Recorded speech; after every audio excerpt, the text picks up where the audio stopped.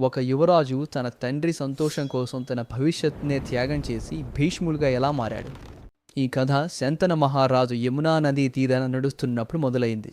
అక్కడ పడవ నడుపుతున్న సత్యవతి అనే ఒక మత్స్య కన్యను చూసి ఆయన ముగ్ధుడయ్యాడు.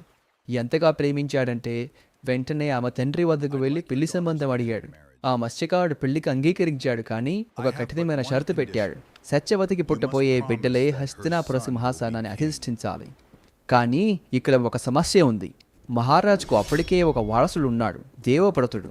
పరాక్రమంలో, బుద్ధిబలంలో ప్రజలందరి చేత అమితంగా ప్రేమించబడుతున్న యువరాజు తన కొడుకు జన్మ హక్కుని త్యాగం చేయటం ఇష్టం లేక శంతన మహారాజు తీవ్రమైన మనోవ్యతతో రాజధానికి తిరిగి వచ్చాడు. తన తండ్రి బాధకు కారణం తెలుసుకున్న దేవవ్రతుడు ఏమాత్రం ఆలస్యం చేయకుండా నేరుగా ఆ మత్స్యకారుడు వద్దకు వెళ్ళాడు. తన తండ్రి సంతోషం కోసం ఆ క్షణమే తన సింహాసనాన్ని త్యాగం చేస్తున్నట్లు ప్రకటించాడు. కానీ ఆ మత్స్యకారుడు అంతటితో ఆగలేదు. మరి రేపు నీకు పుట్టబోయే పిల్లలు ఈ సింహాసనం కోసం పట్టుబడితే అని ప్రశ్నించాడు. దానికి దేవవ్రతుడు మారు ఆలోచన లేకుండా ఒక అనూహ్యమైన ప్రతిజ్ఞ చేశాడు. నేను ఆజన్మాంతం బ్రహ్మచారిగానే ఉంటాను.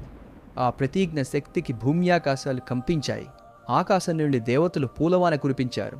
అచంచలమైన అనూహ్యమైన భీష్మ ప్రతిజ్ఞతో దేవవ్రతుడు భీష్ముడిగా మారాడు. మహాభారత గమనాన్నే శాశ్వతంగా మార్చేశాడు.